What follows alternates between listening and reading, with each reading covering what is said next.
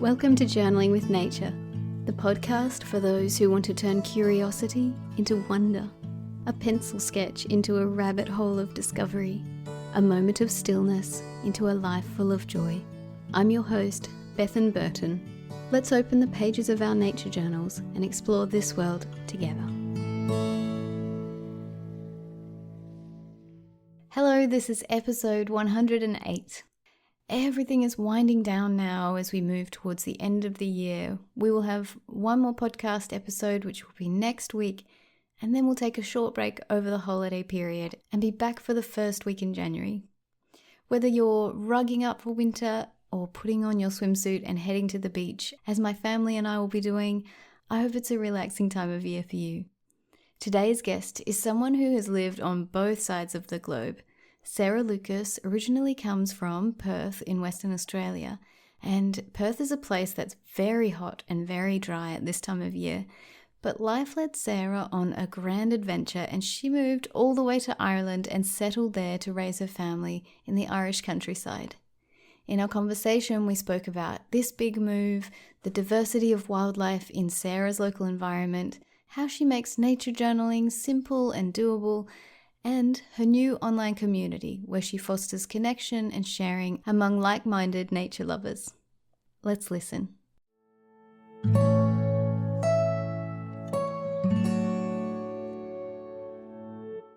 Sarah, thank you so much for joining me today. I'm excited to chat to you. Thank you so much, Beth, and I'm really honoured that you've invited me on here today. Thank you. Beautiful. I can't wait to hear more about your story. So you are an Australian girl living in Ireland and you grew up in Western Australia, is that right? That's right, yeah. So I grew up in the Perth suburbs, and when I was little, growing up in the Perth suburbs for me wasn't so much about nature because there wasn't a lot of nature around me. I had in my backyard we had a huge swimming pool and just a paved entertainment area and lawn that was pretty much dead all year round because in Australia it's hot and dry and we cannot keep the grass green. Yes. But what really I think sparked my love of nature was my parents had family friends who lived in the wheat belt, like the farming community in Gamelling, which is around 2 hour drive east east of Perth, and they had a huge 33,000 acre wheat and sheep farm. And Wow. when we used to go there, I was about 5 or 6 when we'd go there, and I absolutely loved it. It was the first time that I'd ever seen a frog when I went there. I saw a frog once, which amazed me. Goannas and the birds, like in the suburbs, because there's hardly any trees, there wasn't a lot of bird life. So got to see, lots of birds. And there was one like memory I have in Gamelling when I was little. I woke up one morning and I looked out the window and there was this just amazing pink and orange and red sky because it was morning, it was a sunrise and it was absolutely beautiful. And I've always remembered that. And at the time, I'd never seen a sunrise like that in my life because it's so vast. The sky just goes on forever. And it was a real moment for me as like a 5-year-old. I thought, oh my gosh, this is beautiful. And I knew then that I wanted to marry a farmer. I was like, I'm going to marry a farmer when when I grow up, and I'm going to live on a farm. And the country has just always been what I love. I'm so comfortable. I love it in the country. And then when we drive back into the suburbs, I'd be like, no, I don't want to go back home. I don't want to go back here.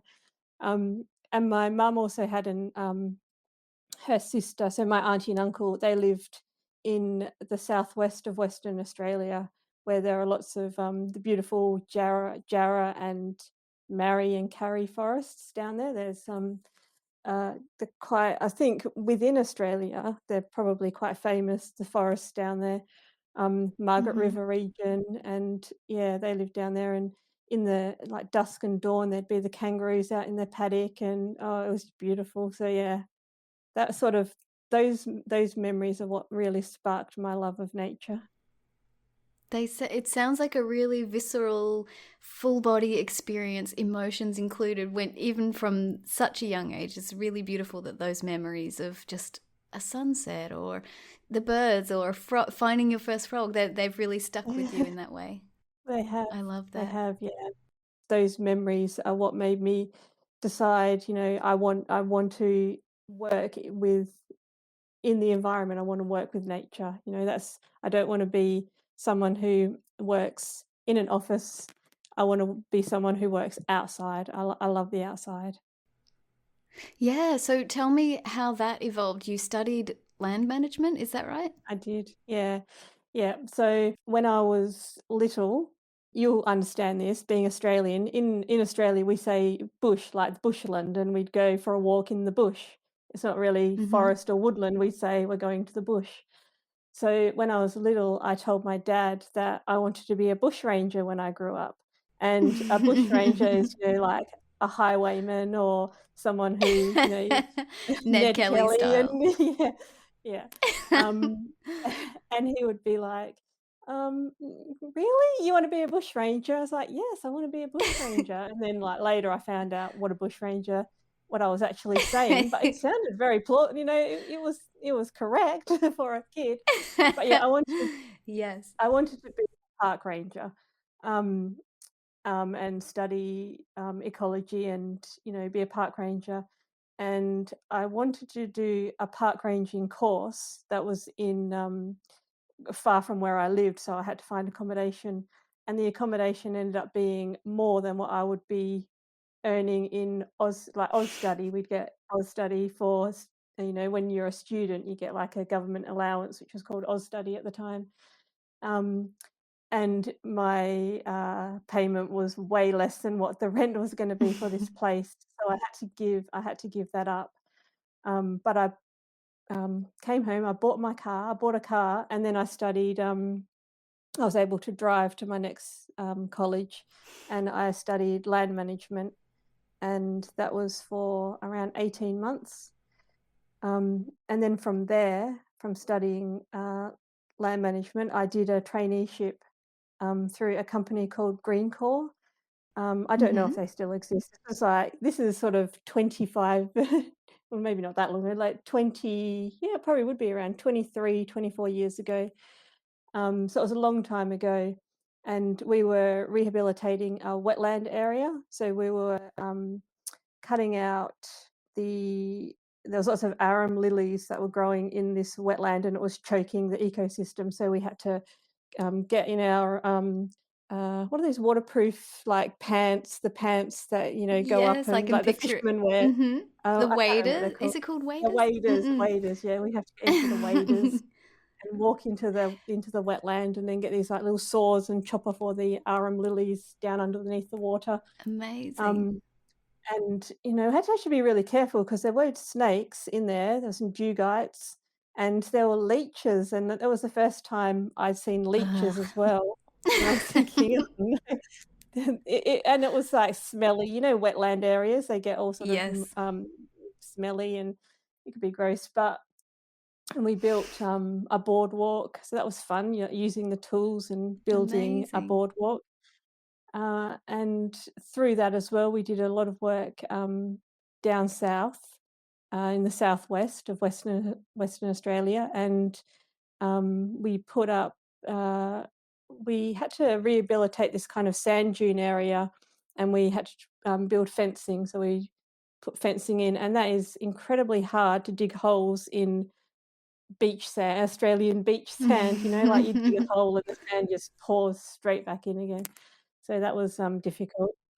And there was no toilet, so you'd have to walk off somewhere and go to the toilet in the bush somewhere, A which was bush wee, we which call wasn't. that. Uh, so, Wow. Those are amazing experiences. yeah. So I didn't end up going much further than that because I actually had my first child when I was quite young, and then I was I was a stay-at-home mum for quite a long, well, for basically the rest of my kids, well, how old they are now. I've been a stay-at-home mum, but they're gone off to college now, so I'm looking to going back into some environmental study. Like next year, I'd really like to Yeah. do that, and try and, you know, start again, go back to Yeah. where my passion lies. That's beautiful. And how do you find yourself living in Ireland? My husband, he uh, has Irish heritage. He's got his Irish Mhm. citizenship, and he wanted to move here. He'd wanted to move here for a number of years, and I always was quite reluctant because most of the pictures I'd seen of Ireland were like beautiful, lovely green countryside and everything. But they all seemed to show photos of old women with a cart or something, and I don't know, like, I was always thinking that it just seems like an environment that doesn't seem modern. I don't know, it didn't se it just it it seemed too old and dark, and I don't know, from pictures, it just wasn't appealing to Mhm. me to actually I mean, I would love to visit, but I wouldn't necessarily wanna live here. And, it was 2014, my husband was saying, why don't we just go? We hadn't even like been here before. So he said, why Mhm. don't we go on a trip? Let's go on a trip and see what it's like. So we did in 2014. We went on a 10-day trip. It was the first time I'd ever left my children. So it was like really quite nerve wracking for me to leave them behind. And we came over to Ireland and we looked at a few properties that we had seen on the internet back at home. um, wasn't liking it. I didn't like it, and the roads were so narrow with these tall hedges. We couldn't see past them, and I felt really claustrophobic. And I was thinking, no, no, I don't Mm. like this. And then I don't know what happened. I think we went to a different area of Ireland, and it sort of opened up, and it was much prettier and nicer, and I quite liked it. And we looked at a house, which is the house we actually live in now. um, we went at the time we didn't really have any interest. We just looked at this house and had a quick look around, and then we went back to uh, the bed and breakfast we were staying in. And my husband said, so, like, what do you think? Would you move here? And I said, I was thinking to myself, I thought, well, I've never had a grand adventure. Mhm. I've always lived in the Perth suburbs. I've never moved beyond that. um, I I just felt like doing something different, and I thought, "You know what? Yes. Yes, I do wanna That's live here. I amazing. do wanna move here." So 2000 that was 2014, and in 2015 we moved here. We sold our house and we bought we, packed all the kids up. We 2 dogs, we bought over 2 dogs. Yeah, Amazing. yeah. Were the kids So on board for a big adventure too? Were they happy to do the they move? were, they were, they That's were on so board. cool. They were very excited to go on an aeroplane. I think for them it was just gonna be a holiday. They weren't expecting that they wouldn't be going back. Yeah. But, like, "Oh, let's go on an aeroplane and let's go somewhere." It was all very exciting. Wow. So you mentioned, narrow streets and tall hedges. What else do you see? What's nature look like when you step outside? We live on I think it's like a 1.2 acre property. And looking outside, we've got this gigantic view that just goes for miles and miles and miles. Like places, I can see places that take us at least an hour to drive to, like from Wow. our front door. Um, and then we've got there's a couple. I live in like dairy farm land, so all around us there's Mhm. farmland. We see the black and white cows, and we live on top of a tall hill. So it's about around a 3 kilometer drive up from the bottom base of the hill up to the top to where we live. And there's a couple of different woodland areas that are within like a 5-minute drive from where we live. And there's one called the Towers that I love to go to. It's got this beautiful. It's kind of it's not, I wouldn't say it's an ancient woodland, but it's an old, it's been around since like, around, at least so like the 1700s. It's an old in that respect because, Hmm. it's called the Towers because there are these two, gatehouse buildings that were built there in sort of the 1700s by this rich man, but it didn't go any further than that. And I think maybe some of the trees, a lot of the trees seem quite old, but I think some of them would have been planted for their kind of pleasure, I guess. But Hmm. it's a beautiful, beautiful walk, and uh, I love going through for walks around that. And it's sort of attached, I guess, to a heritage town that we live close by, called Lismore. And in Lismore, there's a castle. There's the Lismore Castle, and there's a walk there called Lady Louisa's Walk, and that goes through like fields. Uh, sort of, I suppose, yeah, farm fields, and there's a river near, like right next to it, and fishermen can go in these like little fishing huts and fish. And I've got, yeah, we have a river in our village. There's a river that runs by, and at the moment we've had a lot of rain, so that river is flooded. And going Wow. into town, we have to sort of slow down on parts of the road because the road is currently Hmm. flooded. Um, yeah, so it's a it's a beautiful environment. You know, we've got the river, we've got Mm. woodland, we've got pasture, we've got a lot of different things. And here we've had, just as far as like fauna goes, we've had foxes, we've had hare. I'd never Mm. seen a hare in my life, and then my daughter pointed out one day there's a hare on the grass, and I was like, "Are you sure?" And it Wow. was. They sort of run like a cat. I know they've got really long. They're Okay. completely different running style to a rabbit. We've had rabbits, pheasant, a vole, um, a shrew. We did have a frog. We had a frog once. um, and yeah, I've never seen a live hedgehog or a live badger, which I really, really want to see. Yeah. Seen like, oh, and an otter. Like we do have otters in the river, but I've never seen an otter. So yeah, So there's still a few mysteries to keep your eyes out for. yes. So Perth is very hot and dry. It can get very hot. You must notice the seasonal changes are very different in both places. Yes. Very much, yeah. And the funny thing is, I'm not a cold weather person, and there Mm-hmm. was, I think there's an old like king or something from that was from England who came to Ireland once, and they described Ireland as being the land of winter because it was cold and rainy Oh all the wow. time. And Yeah. so yeah, the environment is completely different. The landscape obviously is completely different. Mm. And Mm. like, one thing that I thought when I first came here were the roads. The roads are so much more narrower. Then you have these ancient rock walls and hedges on the sides of Mm. the roads that you do definitely don't have in like the Perth suburbs, or really anywhere like in Australia. The Yeah. roads are, Yeah. you know, are quite wide, and so it took me a while to adjust to driving here. It was quite scary sometimes, and a car's coming towards you, and you think they're going to you have a head-on collision or something. But Yes. yeah, the it was, here as well. You know, the climate control in the houses is a lot different because there's so much moisture here, and so you've got to make sure that you keep the moisture out. Whereas Mm. I don't know, like where you live in Brisbane, I suppose it gets very humid. You probably can like have moisture problems too.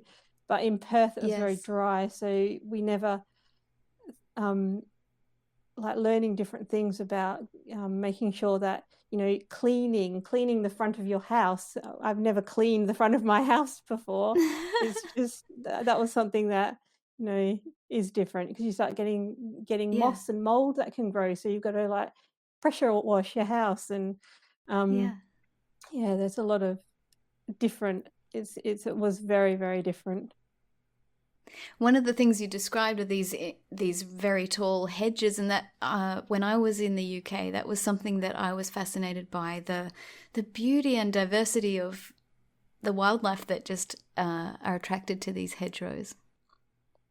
Yeah, I go for walks from my house, and I've got the hedges there, and I've constantly got my head turned looking at the hedges because there is always something different. They've they're an amazing ecosystem. There's, at the moment, down the end of my road, we actually made a mistake once. We called it the end of our street because I would be used to saying my street, and it was like, this isn't a street, this is a road. And it's like, "Oh, okay." Oh. So down the end of the road, um, uh, we uh, we found my husband and daughter found a patch of fly agaric mushrooms, and Wow. they grow in the same place every year. So every this time, sort of every year, is Mum, the fly agaric, the mushrooms are back. The red mushrooms with the white dots, they're back. Wow.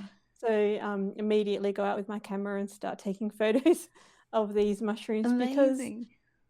I'd never seen them before. You see in the storybooks and the flower fairies and this sort of books, and there was mushrooms, and there were the little red toadstools with the white dots, Yes. and to actually see it in real life, oh my gosh, it gives you such a buzz.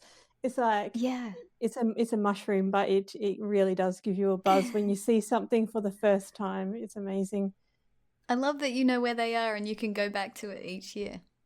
Yeah, yeah. There's one on our side of the mountain, and then we've got there's fields across the road from our house, and then there's this gigantic valley, and then there's the other side of the mountain, and on the other side there's a patch as well. That's where we first saw them, and then when we found the ones near us, it was like, oh, there's there's mushrooms near us too. But yeah, in like the springtime, you get all these beautiful flowers that come through, and you got pinks and purples and blues. And then there's the cow parsley that comes in sort of the or late spring, early summer. We get the cow parsley. Um, I think that's also called Queen Anne's lace, Mm. which so it's a really delicate, a very delicate white flower on the end of like these stems, and it's really pretty. It's kind of looks like the flowers that you have with roses, that kind of thing. You put in like a vase with roses. Um, that's really beautiful. Um, and then in summertime, we get the foxgloves come up. So you have all these beautiful pink foxgloves, and you get the bumblebees buzzing around the foxgloves, and then they die down. And every time something dies down, a new thing will pop up. So at the moment, everything seems to be dying off. So Yeah. there isn't I haven't seen anything too amazing happening at the moment in the hedges, but I need to, I'm sure there is. There's always something new, so I'll have to have a Yeah. better look. Yeah. Oh, what a beautiful description of nature near you. It sounds absolutely delightful. Tell me, how and when did you start keeping a nature journal? That would have been, I think it was sort of near the end of 2019. I discovered that nature journaling was even a thing. I saw, um, I don't know if you follow her or know her on Instagram, Carrie Rogers Art. Yes. She's based in the UK, and she had this like little nature journal that she was doing, and I was looking at it thinking that is so beautiful. Like she'd take her son to the museum, and she'd come back and she'd you know draw the things that she had seen in the museum, and then what they were seeing in like outside in their yard, pine cones and leaves and all sorts of things. And from that, from her, I think I found Alex Boone art. Yeah. So everything comes from something else. You're on Instagram and someone will share a post from someone else, and you think, "Oh, that looks pretty," and then you go to their page and you Yes. look and go, "Oh, wow, I love what they're doing." So I didn't really know. I suppose I didn't really know what nature journaling was then. I just saw it as an aesthetic. It was really pretty. It was something that looked lovely, and I thought, I'd like to do that. So I've got sort of random nature journals where I'd start and then I wouldn't go any further, and I think, okay, well, I'll start again. um, so this year, really, I suppose, is the first year where I've really gone. I want to try. I want to do. I actually want to do this. I want to do nature journaling. So I've got. I I'm part of, Alex's Patreon, is the Daily Nature Journal, Patreon, Mm-hmm. and I've got, like, a lot of my, lessons and how to nature journal have come from him, and so I have, 2 nature journals. I've got, like, the messy one, which goes outside, and then my neat, like, my lovely one that I have inside, and that's sort of more, I guess, an aesthetic, pretty aesthetic journal. So I'll go out, see something, take a photo, and then come back later and draw that.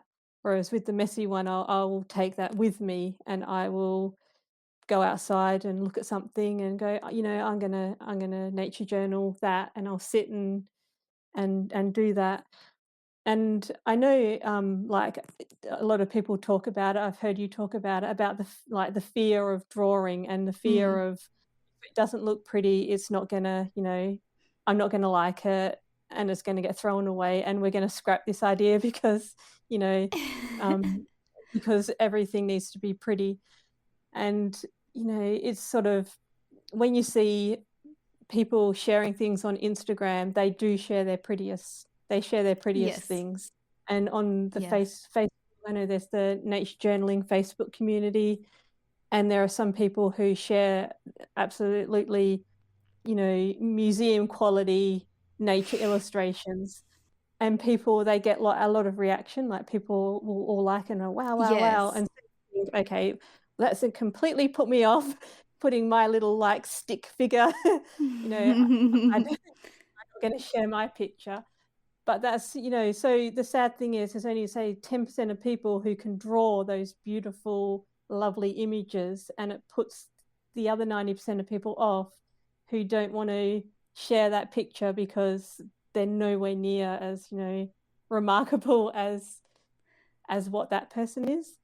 Um, Yes. so yeah, and I was actually listening to, a I've been watching, Marley Pfeiffer, a lot of his, nature journaling videos on YouTube, and Mm-hmm. I was scrolling back recently, at some of the old videos, and I saw one with you from a couple of years ago, and you were saying that, when, kids start to realize, their drawing ability is around the age of sort of 7, 8, and Mm. then they sort of quit, or they're like, "Well, I can't do this, I can't draw the car like the way I can see it in my head, so I'm gonna quit."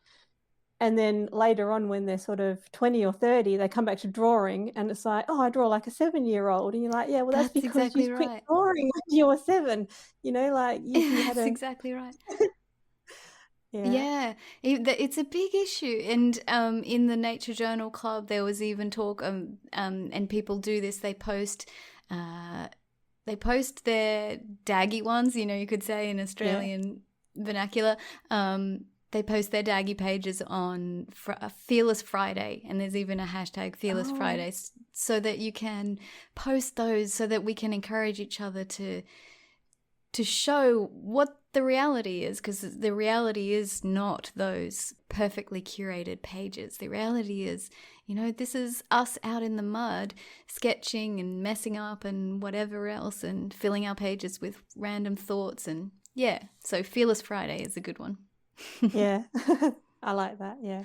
Yeah, so my nature journaling, just this year, really, I've really got into it, and, yeah, I've got, like, a messy book, and in the messy book, it's mainly, I'll sit down outside and then I'll just write, what's around me, sort of like what I'm hearing, what I'm feeling. Mm. You know, there's a bird twittering near me, so I'll say like, there's a robin in the tree next to me calling. It mustn't like be very happy that I'm sitting here right now. Whereas in the pretty book I've got is generally just a very short sort of. I went for a walk in the towers today and found, a daffodil or a crocus or something like that that has popped up. And so yeah, it's more sort of just general, the photo and then what it is.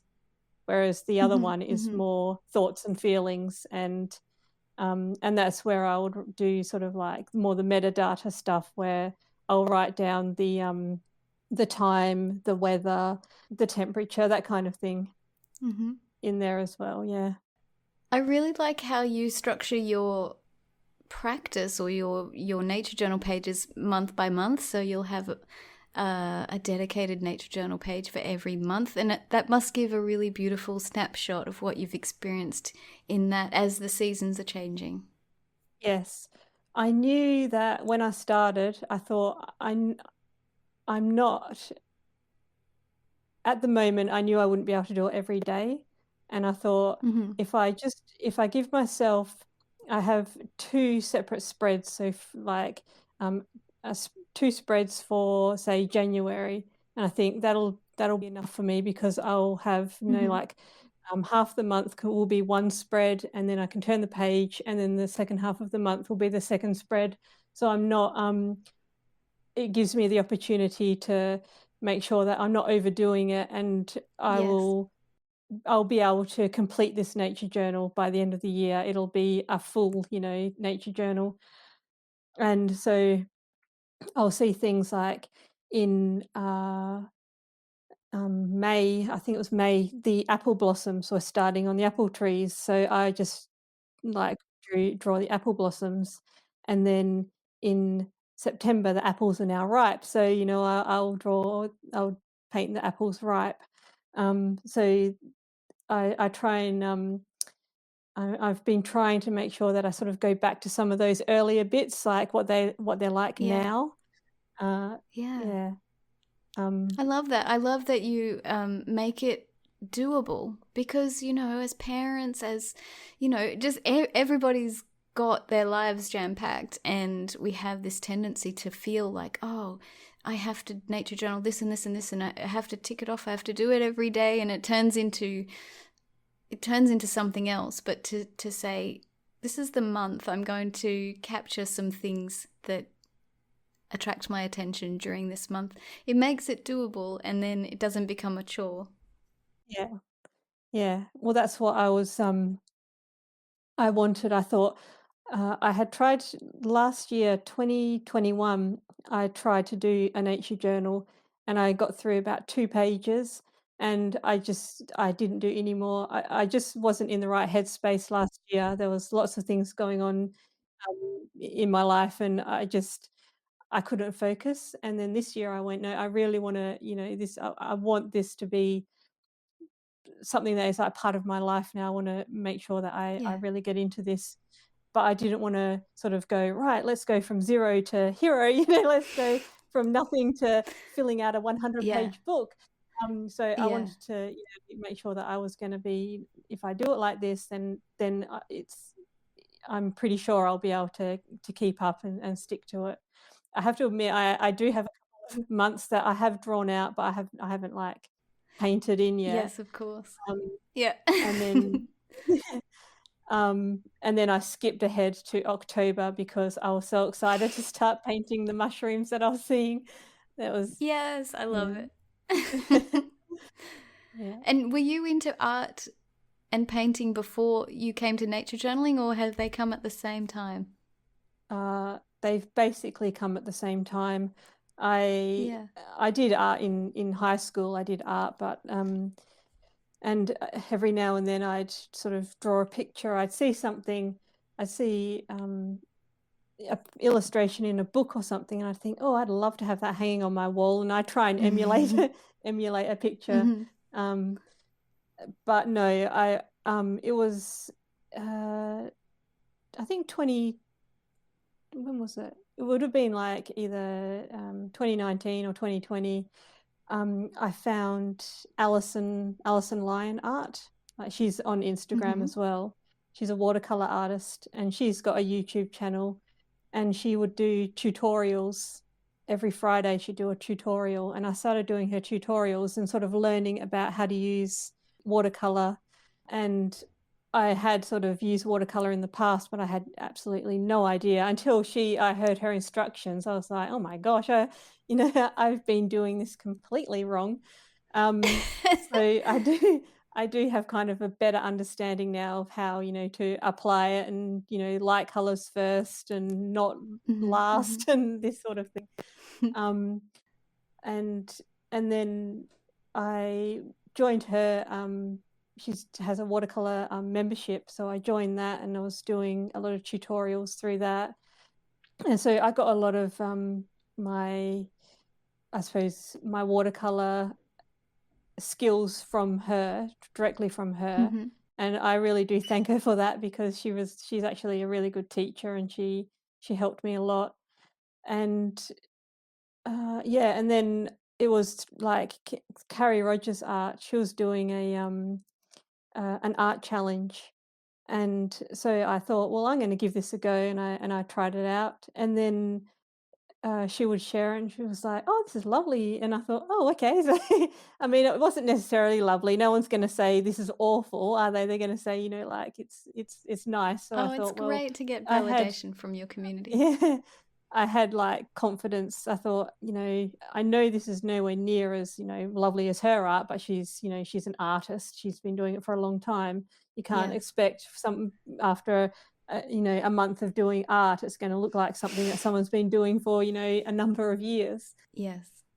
Yeah, and then just sort of getting inspiration from other, like, nature journalists and that, and so, no, I hadn't been doing any art apart from, the occasional little fun project or something I might do with my kids, but no, nothing Yeah. serious. Yeah. And I've seen you committing to different art challenges. You mentioned Carrie's challenge, and then also you did 100 days challenge. Is that right?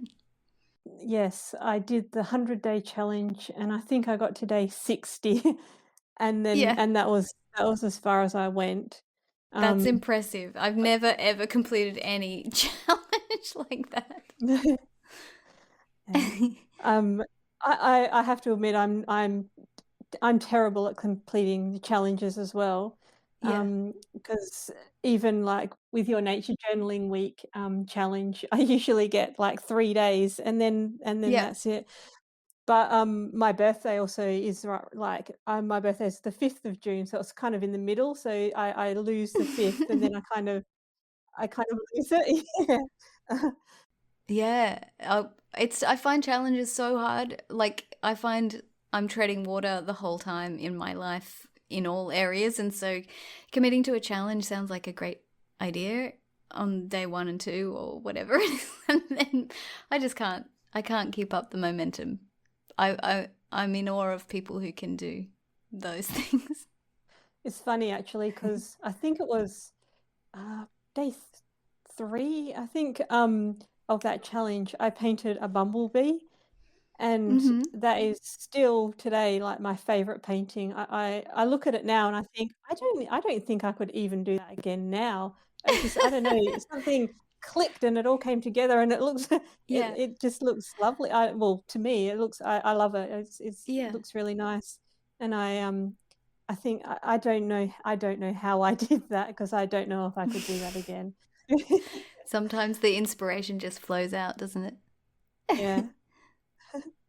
So you have 4 children, and I'm wondering what it was like to raise kids as a nature lover, and whether you've been able to take your love of nature and instill that in your kids.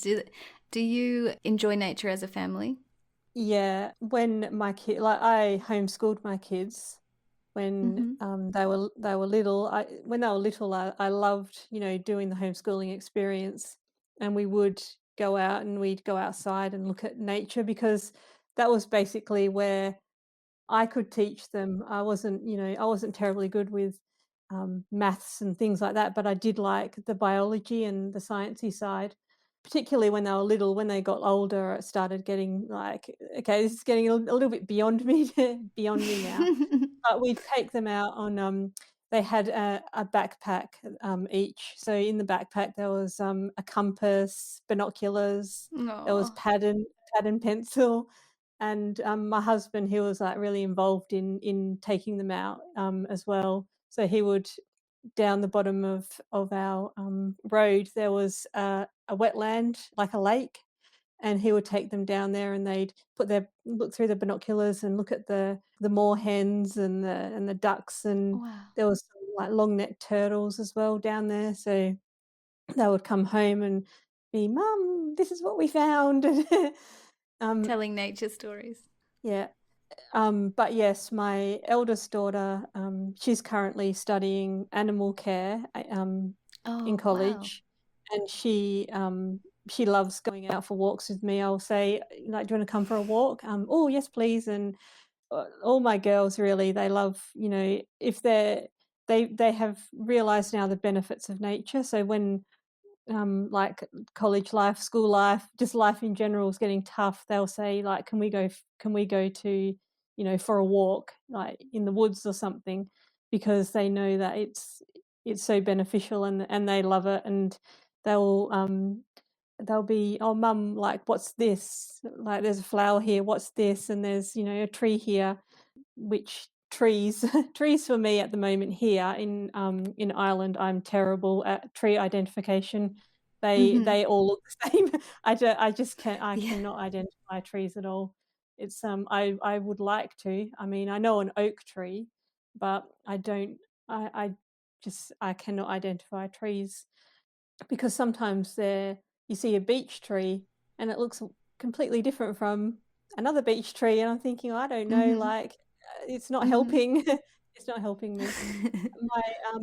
My son, he is a bit more reluctant, I guess. He does like coming for walks with us, but sometimes it's, "No, I don't wanna go for a walk." Yes. I don't want to. But he's respectful, obviously. He's respectful of the environment, Yes. and but he's sort of more like it doesn't, he'll take it or leave it. He's not Yeah. yeah. That's fabulous that you have had those memories as a family, those experiences out there with binoculars, and it sounds like it definitely rubbed off on your oldest daughter. Yes. Yeah. So tell me, as you fill pages through the months and the years, have you noticed any changes in the way that you journal or the things that you journal, your journaling process? I guess at the beginning of the year, when you start something new, you want it to be lovely and you're like really trying hard. And then as you move on, it sort of becomes a bit more, you know, quick. So I guess I've Yeah, become a bit more quicker, and I've thought, well, yeah, it's not it's not so much, about trying to make an apple look as realistic as an apple can be. It's the representation, like, just that you draw and people will see it and they know it's an apple, even though it yes, doesn't look like a photo of an apple. So, and that's something I've learnt from Alex as well. He says, like, you don't have to be absolutely perfect with what you're drawing. It's a representation. So as long as that blackbird that you're drawing, has at least the colours of a blackbird, we'll know that it's a blackbird. And, yes, if that leaf, has like the the squiggliness of an oak leaf, then we will know that it's an oak leaf, even if it isn't, like an exact replica of the oak leaf you're looking at. It's there. We know what it is. So as I've been going along, I've been listening to those ideas and going, like, yeah, my last page was beautiful. I loved it, and my next page I didn't really like as much, but I can make this one nice and how that I would like it, but it doesn't necessarily have to be as beautiful as that original page that I mm-hmm, did. It mm-hmm, puts in like I put in way too much time or something, time and energy in that page, and it doesn't need to be like that. So I guess yeah, that's what I've learned. Like as I've evolved, I've thought, like I've got a couple of months there that I need to fill in. So instead of spending hours and hours trying to make it look beautiful, I can fill it in quicker because I know that as long as it's representing what I've seen, that's good enough. Yeah, absolutely. And what have you been noticing this month in your most recent outdoor adventures? Well, I have definitely the mushrooms. Like, Mm-hmm.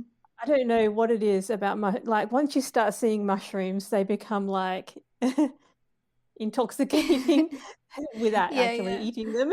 But, no, not that kind of intoxicating, but, like, you suddenly, I hadn't really seen mushrooms. It's like in Perth, it's, like, very dry. There's not really an environment really for mushrooms to grow. So Yes. coming here, I didn't know that there was such a wide variety of mushrooms that you could find. And, I'm looking at, all these different mushrooms, and my kids spot them out for me. I'm terrible at finding them. I'll be walking along and, like, almost stepping on a mushroom that I did not even see, and they'll be, "Mum, look, there's mushrooms over there," and there's, Nice. um yeah, so, I think I don't know, like, it will come, I will see them more, but I'm still because I've never noticed mushrooms before, Yeah. it's still not quite in my Your brain eye yet that isn't quite they're there. in. Yeah, yeah. Yeah, yeah. So, definitely been and then, obviously now at this time of the year, the leaves, are changing colour. We're in autumn. We're well into autumn Mm. now. So, Mm-hmm. the leaves have changed colours and they're all falling, and we get like storms and it's very strong winds. And one day you'll be going past a tree full of leaves, and then there'll be a strong wind, and the next day there's no leaves on the tree, and the Oh, road is wow. covered in leaves. And also, there's, I don't know, I've noticed this year as well that I hadn't really, I suppose, not really paid attention to before, but there's so much more wildlife that I'm seeing. And obviously, that's because Mm. they're all busy sort of gathering and making sure that they're ready to be sort of Ready hibernating for during winter. winter. So, Mm-hmm. I've seen quite a few foxes, like when we go out, driving, crossing the road, you see like foxes jumping into the hedges.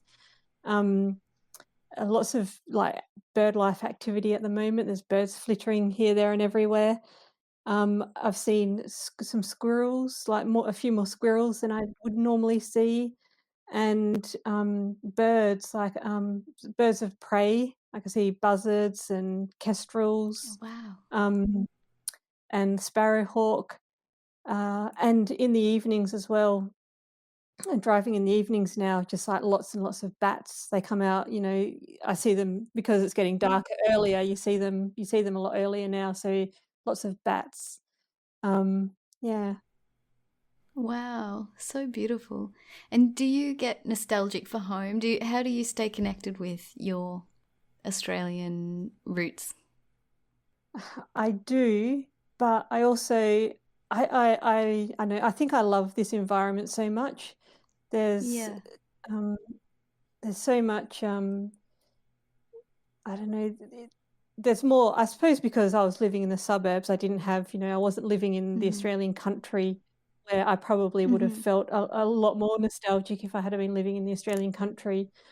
But there's a monastery about, I know, a 20-minute drive from our house, and they've got a gigantic gum tree, like eucalyptus Really? tree there.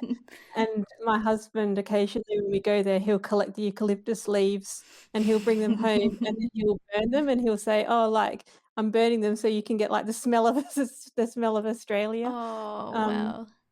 uh, and then, yeah, there is definitely, like, the blue skies. I miss the blue skies of Australia, Mm-hmm. that really, really bright blue sky. I miss the coastline. I miss the sunsets and the Australian coastline.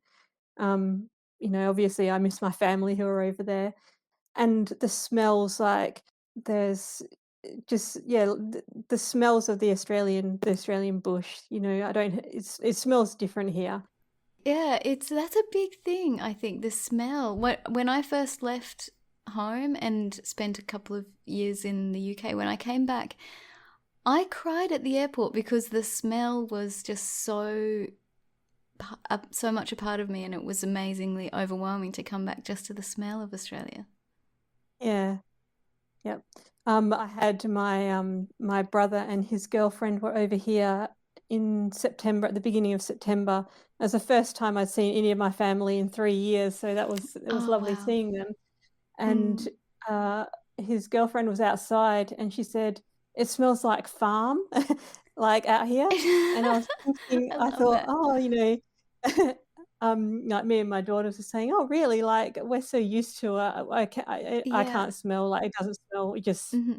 it smells like earth and, the Mm. outdoors." But I couldn't really smell farm.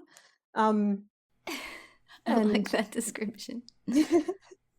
And I know my auntie, she, would spend a lot of time in Europe, and then she'd go back home, and she said, "Every time I come back home, you get the smell, like, the smell of Australia and Mm. the eucalyptus Yeah. and just the smells." And I haven't been back yet, but I have that in my mind. I'm thinking I'd like, Yeah. I'm really looking forward to that, to getting that smell, the smell of Australia, because obviously Yeah. when you live in it, you don't realize until you leave and then come back, and then it's like, "Oh, like, there is there is something different." Yeah. It's really unique. That's beautiful. So, you recently launched an online community yourself and you call it Spark of Nature. Tell me about your community and what you're hoping to grow and foster there. I started Spark of Nature. I really wanted to connect with people who loved nature, and, I found on Instagram, the Instagram platform, that's kinda difficult because when somebody posts a picture, you respond to that picture, and then that's it really. You're not, Mm-hmm. responding to a community of people. Mm. It's just that one person.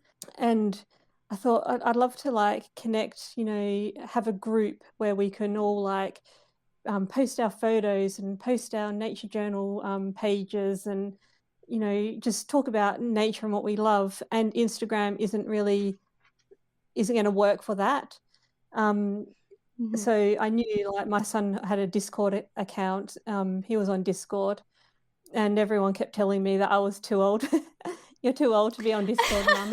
But, but anyway, I created this Discord account, or this Discord, group, and it's called Spark of Nature, and it's got, in within the group, there's like there's all sort of chat areas, and so there's, you welcome, so you come in and, like, people can welcome you, and then you can introduce yourself and say where you're from, and, a little bit about yourself.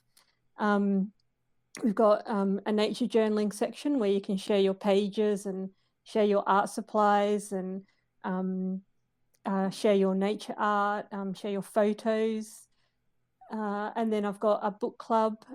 So, that's where people can talk about, like, they can recommend books, or we're all, like, at the moment, um, for this month of November, we're all going to be reading, the Green Sketching Handbook, by Dr. Ali Yes. Watson together, and Amazing. Bird Therapy, by Joe Harkness. So I chose 2 books because I wasn't 100% sure. This is our very first time we're doing, like, a book club read, and I thought, the Green Sketchbook, it might not be easy for some people to get, especially Oh, in other sure. countries. Um, so I thought, and I don't necessarily want people to have to buy a book. It's, Mm-hmm. if it's available at the library, that would be the best, solution. Um, so I chose that, and Bird Therapy, because I thought, hopefully that's more of a book that is, just, like the Green Sketching Handbook, that's a book as well, but it's full of pictures and things, whereas the other one is Mm-hmm. like someone's biography, I guess. Mm-hmm. Um, and in the Discord group, then everyone, like, someone can post a photo and we can all say like, "Oh, that's lovely. Mm-hmm. I recently visited Greece or somewhere, like say I visited Greece and I found this," and then somebody else can comment on that and say, "Oh, like, oh, you were in Greece. I was in like Greece last year," and so everyone can chat together. So it's not sort of like, Fantastic. "Oh, well, this person responded to that photo, so I shouldn't really respond to their comment because it doesn't feel, I don't know, on Instagram sometimes responding to someone else's comment, you feel like you're invading their sort of privacy. It's like their Sure, comment and yeah. that's for Mm-hmm. that person's photo. Whereas here, everyone can, intermingle and talk together and interact. Um, Fantastic. yeah, so I started it because I wanted to interact with more people, in the who were into nature journaling and into nature, and I wanted to, have other people join and talk about where they're from and everything. And this morning there was somebody who sent some photos of a walk. They said, I just went on this walk in the forest this afternoon because I want to get fit before summer hits. And I was thinking, summer, like we're going to winter, so it's obviously someone in the southern hemisphere. And then I looked at the photos and I was like, hang on, that's like they're eucalyptus trees. So I said, "Are you from Australia?" And she said, "Yeah, I'm from Perth." And I was like, "Oh my gosh!" I Wow. thought I could not, So someone has joined the community who Amazing. is in Perth. She said she's from like originally from Yorkshire in England, and Oh, she's lived in wow. Perth for a long time. But I was thinking that is such a small world that somebody has Yes. joined who is from Perth. Yeah, How fabulous. I love that you're doing a book club. I think that's an inspirational thing. It sounds like books for you are a big part of your life anyway, aside from the nature journaling community. I think that you're a passionate book reader. yeah, I am. I love reading. I find, especially in the evenings, it relaxes my mind, so I can actually sleep a lot Yeah. better if I have had read like a few pages before I go to bed. But Hmm. I love, reading lots of different genres. But I do love reading the nature. I love reading nature books. Hmm. Hmm. Yeah, so it's reading is like is a huge part of my life. Do you have favorite books on nature journaling and nature in general that are your treasured ones? Yeah, I I listened to the audiobook last year, or like sort of around the beginning of last year, of The Living Mountain by Nan Shepherd. Oh, And yes, that's yes. about she lived in the Comora Mountains. I'm sorry, not the Comora Mountains. That's what nearer in the mountains in Scotland. She The lived in the mountains in Cairngorms. Scotland. The Cairngorms. That's it. Yeah, yeah. Yeah. That's why I was getting mixed up. Um, and she wrote about her, the seasonal changes that happen in the mountains, and life in the mountains, and people, what it's like to be a tourist in the mountains. And she has a huge like spiritual connection with those mountains, and it Yeah. comes through really deeply in the book. And I find it's really poetical and it's absolutely beautiful. And like someone who writes sort of very similar, who has a very spiritual connection with their landscape, is Robin Wall Kimmerer, who wrote Braiding Sweetgrass and Gathering Moss. Yes. And those books, they just, I don't know, when I listen to them on audio as well, and she reads the books, and I could feel myself like just smiling the whole time. Your Yes. body, your whole heart and soul is just smiling because what she's saying, it Not only her words, but the way she says it is so calming. yeah, yeah. So, and then I've got, as far as nature journaling goes, I've got The Secrets of the Devon Woods. She was an artist also on Instagram. She's was doing this nature journaling book, and that she got published, and it's all with colored pencil, and that's beautiful. It's very inspirational. Obviously, the Country Diary of an Edwardian Lady. That's a very like Yes. inspiring book. And I've got a couple others. I've got a nature journal by Janet Marsh and The Undercliff by Elaine Franks. And The Undercliff, Mm. Elaine Franks, her drawings are absolutely beautiful. Like if I grow up to paint like someone, it would be like Elaine Franks.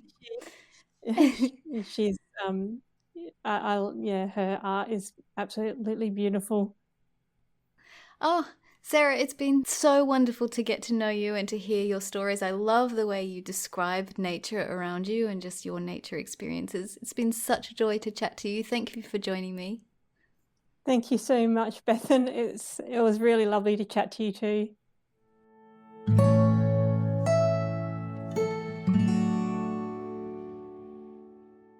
I hope you enjoyed this conversation with Sarah.